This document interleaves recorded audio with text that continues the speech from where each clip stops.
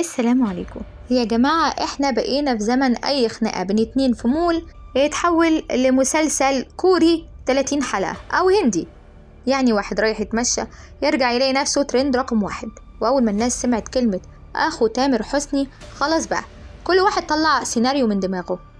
واحد يقول معركة، تاني يقول ده بلطجة، وواحد يقولك فيلم اكشن بتاع بره. لكن لما ندور ورا الحقيقة هنكتشف ان الموضوع مختلف شوية عن اللي اتقال. تعالوا نحكي الحكاية من غير تشهير من غير تهويل. هنحكي الحكايات بالظبط زي ما اتقالت. القصة بدأت جوه مول من مولات 6 أكتوبر. كان يوسف حسني أخو تامر حسني من الأب موجود جوه المول مع صديق لي، وكان معاهم بنتين. في نفس الوقت كان في شابين تانيين موجودين في المكان. وبحسب التحريات وروايات الناس اللي اتقالت واتنقلت على وسائل الإعلام، الشابين عكسوا البنتين اللي مع أخو تامر حسني وصاحبه. هنا بقى يوسف وصاحبه مسكتوش، قالوا ايه يا جماعة لو سمحتوا كفاية. وده كان اول شرارة في الحكاية. في الاول كانت مجرد كلام، انت بتعمل ايه مالك انت، اتكلم باحترام. الكل بدأ يعلي، وزي اي خناقة مصرية محترمة اصيلة في اقل من دقيقة تلاقي ناس واقفة تتفرج. وواحد يقول سيبوه يا جماعة، هو اصلا اول واحد بيشجع يعني. المهم الحكاية وصلت لتشابك بالايد، ضربوا بعض بالبلدي.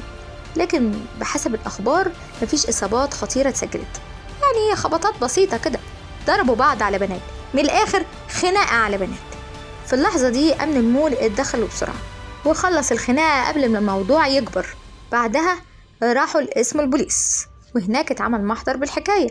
النيابة بدأت تسمع أقوال كل الناس اللي كانت موجودة، حتى بتوع الأمن واللي كانوا شغالين في المكان. وفي نفس الوقت راجعوا كاميرات المراقبة وسمعوا الشهود عشان يعرفوا ايه الحكاية بالكامل. وهنا بقى لازم نقف عند نقطة مهمة جدا. مفيش اي حاجة حصلت في الموضوع، يعني مفيش حاجة قالت ان في حد هو اللي غلطان.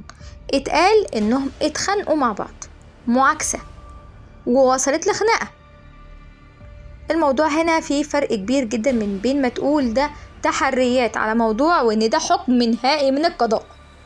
التحقيقات بتحدد الحقيقة. لكن بعد ساعات بقى من الموضوع المفاجأة ان الطرفين قالوا هنخلص المواضيع ونتصالح، وده اللي حصل. اتصالحوا، وبناء عليه النيابة قررت انها تمشي كل الاطراف.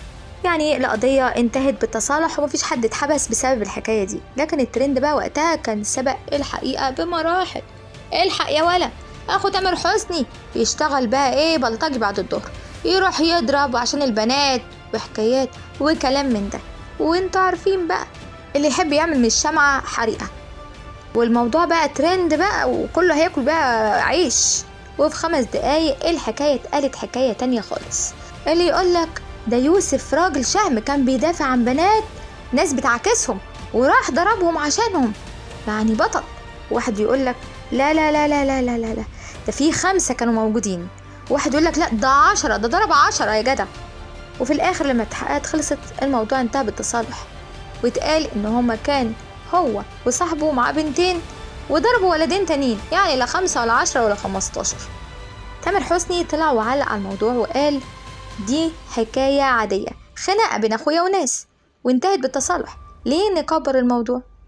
كان مستغرب قوي ان الموضوع عمل دوشة قوي كده. يعني هو عشان اخو تامر حسني فالموضوع عليه نور وسبوتات، ولا لو كان حد عادي كان الموضوع يعدي ببساطة؟ تامر كأنه كان بيقول الناس البلد فيها أخبار كتير، سيبوا أخويا في حاله، انتوا مش لاقيين إلا هو.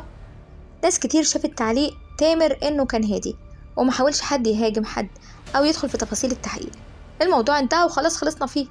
ايه الموضوع كده؟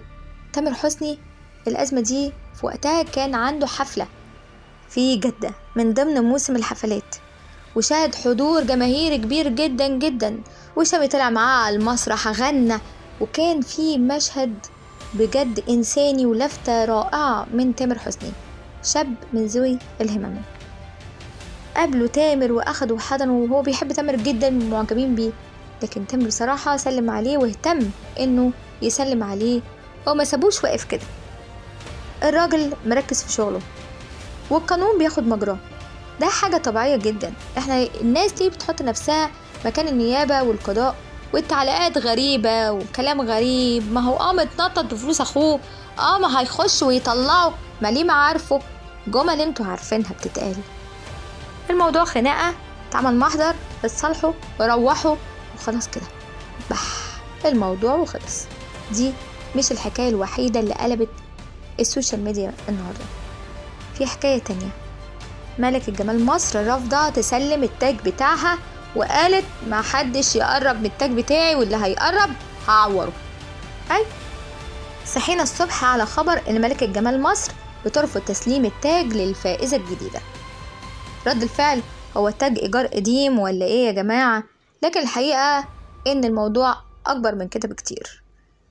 إيرينا يسري زي ما بتحب تسمي اسمها، في الأيام الأخيرة خرجت ببوست وقالت إنها مش هتسلم التاج.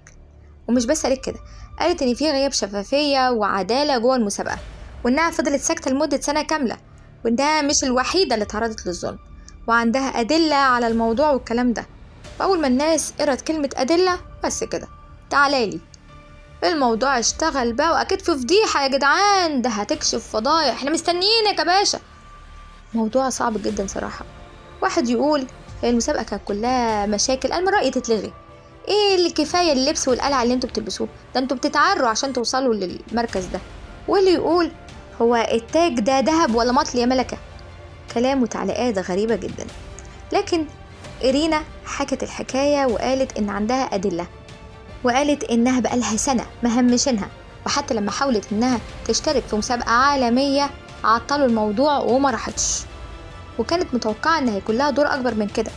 كمان اتقال إن هم استبعدوها من حاجات كتيرة جدا متعلقة بالمسابقة، ده غير إنها كانت المفروض تبقى ضمن لجنة التحكيم الأخيرة دي اللي هيكون فيها الملكة الجديدة، لكن هم ما أخدوهاش معاهم وغيبوها، وده غلط ضمن القانون اللي بيتبع الموضوع يعني. وقالت إنها تعرضت للظلم والموضوع كبير.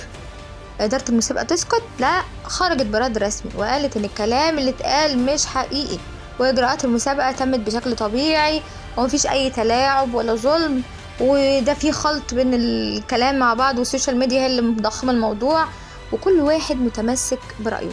إيرينا بتقول إنها اتظلمت، والإدارة بتاعت ملكة جمال مصر بتقول إن احنا ملتزمين بالإجراءات وما عملناش حاجة غلط. وهنا بقى مرحلة السوشيال ميديا، الناس اللي بتتكلم وبيدوروا على ترند. الأهم في الموضوع إن الناس قاعدة مستنية الأدلة اللي هتطلع بيها إيرينا وتقول كلامها حقيقي ولا هي بترمي اتهامات بالباطل. إيرينا أعلنت رفضها التام لتسليم التاج، وقالت إنها مش هتسلم التاج وده حقها. هو مفيش أي جهة قضائية ولا تحقيق رسمي قال إن في مخالفات جوه المسابقة، فاحنا دلوقتي قدام خلاف ما بين طرفين، محدش عارف ايه الحكاية بالظبط. هل كلام إيرينا صح ولا عشان يعني همشوها أو طلعوها برا التحكيم فهي بتقول كده؟ المهم سواء في حكاية يوسف أخو تامر حسني أو في حكاية إيرينا يسري، أيا كان في الموضوعين السوشيال ميديا ليها رأي وليها دور كبير جدا جدا في تضخيم المواضيع. الأحكام بتصدر قبل حتى ما الحكاية بتكمل، حتى لو خلصت الحكايات لكن الناس بتقعد تتكلم عليها شوية. احنا حاولنا نعرض الموضوع بشكل بسيط من غير تهويل ولا من غير ان احنا قلنا الخبر بس، وقلنا تفاصيله ايه واللي بيتقال على السوشيال ميديا. حبينا نعرض لحضراتكم ايه اللي بيحصل لغاية اللحظة دي من هيصة على مواقع التواصل الاجتماعي. لو عجبكم الحلقة ياريت تشتركوا معنا في القناة، ولو ما عجبكوش اشتركوا برضو معنا في القناة، ولو عجبكم الفيديو اعملوا لايك، ولو ما عجبكوش برضو اعملوا لايك. اتفقنا؟ اشوفكم في حلقة جديدة، مستنية تعليقاتكم ومستنية لايكاتكم، واسيبكم في امان الله. السلام عليكم.